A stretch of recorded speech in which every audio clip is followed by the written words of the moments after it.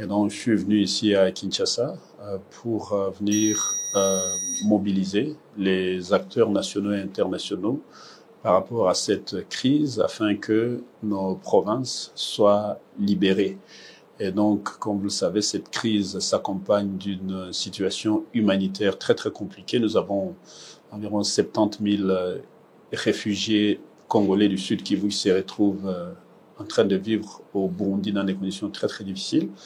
Nous avons aussi les membres du gouvernement, nous avons les membres de l'Assemblée provinciale et beaucoup d'autres citoyens qui se retrouvent déplacés au Sud Kivu, mais qui se retrouvent aussi réfugiés au Burundi et dans d'autres pays voisins.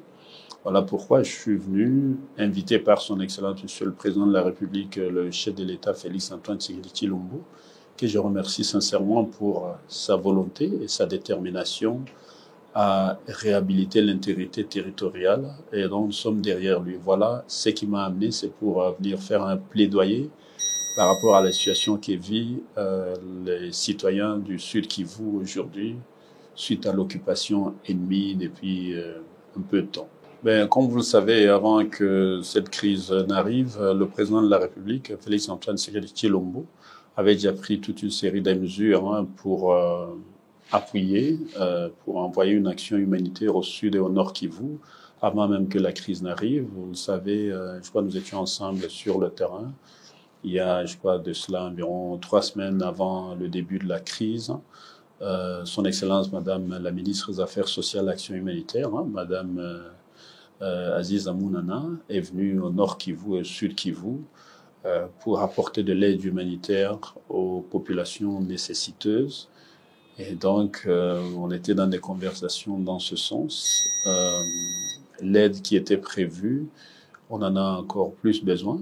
Et donc, Madame Aziz Amounana sont venus aussi lui apporter un appui pour mobiliser les acteurs internationaux, nationaux et sous-régionaux pour qu'on libère les moyens très rapidement afin qu'elles viennent. Mais au-delà de ça, je voulais ajouter le fait que cette guerre est une guerre d'occupation économique, nous le savons très très bien, quoi qu'on dise.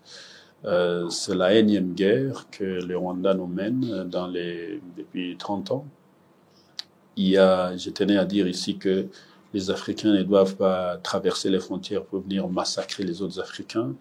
Les Rwandais ne doivent pas quitter pour venir massacrer les Congolais et vice-versa. Il faut qu'on arrête tout ça. Je suis venu ici aussi pour sensibiliser la communauté internationale. La vie d'un Ukrainien vaut la vie d'un Congolais. Et donc, je suis venu dire à la communauté internationale, aux ambassadeurs, aux diplomates, et à tous ceux qui prennent des décisions, qu'il faut que ça s'arrête. Ils ont le levier pour arrêter tout ça. Et ça peut s'arrêter dans la région des Grands Lacs. On peut vivre en harmonie, comme ça a été toujours le cas de génération en génération.